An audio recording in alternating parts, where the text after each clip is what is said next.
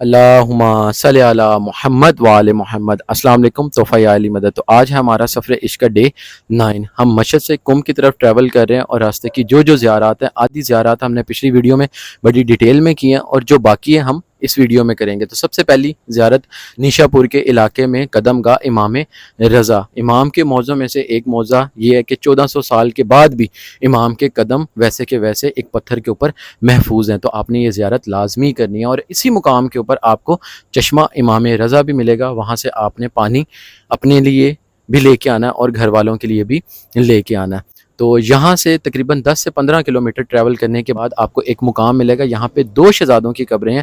پہلی حضرت شہزادہ مہرود، یہ امام زین العابدین کی اولاد میں سے ہیں، اور دوسرا حضرت ابراہیم، یہ امام موسیٰ کاظم کی اولاد میں سے ہیں۔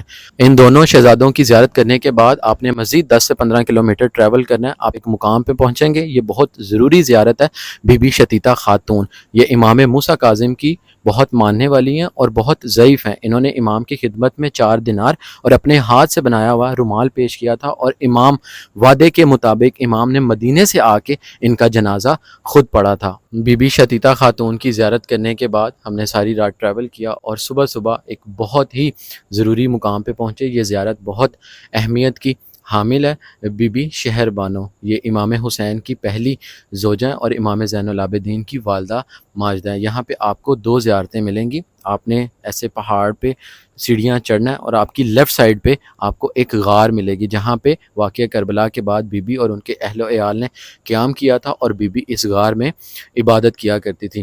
تو آج کے دور میں تو یہاں پہ سیڑھیاں اور پراپر رستہ بن چکا ہے، تو آپ سوچیں کہ اس وقت بی بی یہاں پہ کس مشکل حالات کے باوجود یہاں پہ آئی ہوں گی۔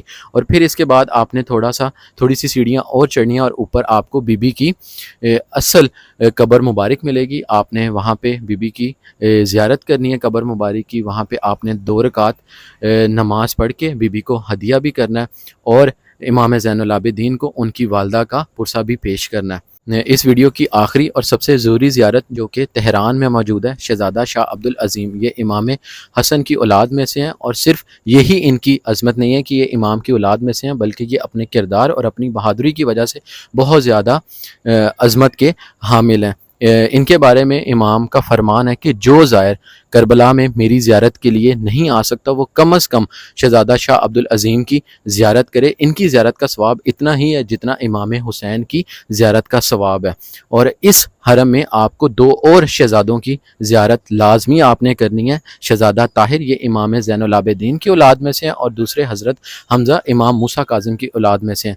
ماشاءاللہ یہ حرم بہت بڑا ہے، تو آپ نے بہت احتیاط کے ساتھ جدھر سے آپ نے آنا ہے ادھر سے ہی آپ نے باہر بھی آنا ہے، ادروائز آپ اندر گم بھی سکتے ہیں۔ تو یہ تھی ہماری آج کی ویڈیو۔ تو باقی اب ہم کم میں اور کم کی جو اطراف کی زیارت ہے وہ کریں گے۔ تب تک کے لیے آپ میرا انتظار کریں، میرے ساتھ جڑے رہیں۔ اللہ حافظ۔